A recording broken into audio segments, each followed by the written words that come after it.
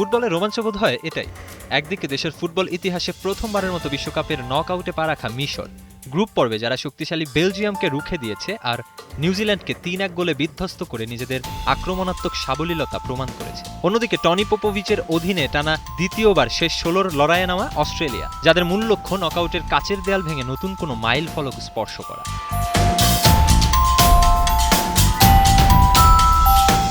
তবে এই মহাকাব্যিক লড়াইয়ের আগে দৃশ্যপটের সবচেয়ে বড় খলনায়ক এখন ইনজুরি। গ্রুপ পর্বে ইরানের সাথে ড্র করার দিন হ্যামস্ট্রিংয়ে চোট পান মিশরের প্রাণভোমরা মোহাম্মদ সালাহ। লিভারপুল তারকার খেলা নিয়ে তাই সন্দেহ থাকছেই। ফুতুহের হ্যামস্ট্রিং টিয়ার আর আব্দেল মোনেমের গোড়ালির মারাত্মক চোটও কোচ হোসাম হাসানের রাতের ঘুম কেড়েছে। সালাহ শেষ পর্যন্ত খেলতে না পারলে ফারাওদের পুরো আক্রমণের ভার নিতে হবে দারুণ ফর্মে থাকা ওমর মারমুশকে।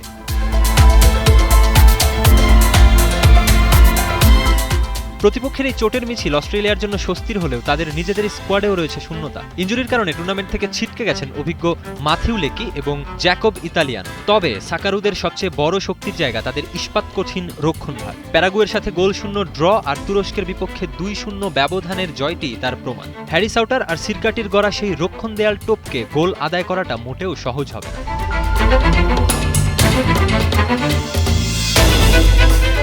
মাঠের লড়াইয়ে দেখা যাবে কৌশলগত দাবার চাল। মিশর চাইবে বাম প্রান্ত দিয়ে প্রেসার ক্রিয়েট করে অপোনেন্ট ডি বক্সে ভীতি ছড়াতে। অন্যদিকে পোপোভিচের খেলার মূল পরিকল্পনাই হলো প্রতিপক্ষকে নিজের দিকে টেনে এনে আচমকা পাল্টা আক্রমণ করা।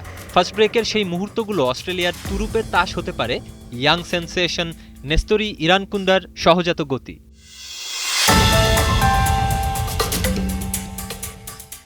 আন্তর্জাতিক ফুটবলের ইতিহাসে দুই দলের দেখা হয়েছিল মাত্র একবার। ২০১০ সালের সেই প্রীতি ম্যাচে অস্ট্রেলিয়াকে ৩-০ গোলে হারিয়েছিল মিশর। তবে বিশ্বকাপের মঞ্চে এটাই তাদের প্রথম আনুষ্ঠানিক ও প্রতিযোগিতামূলক লড়াই। আর্লিংটনের এই স্নায়ুযুদ্ধে ফারাওরা কি পারবে তাদের অপরাজেয় যাত্রা ধরে রাখতে?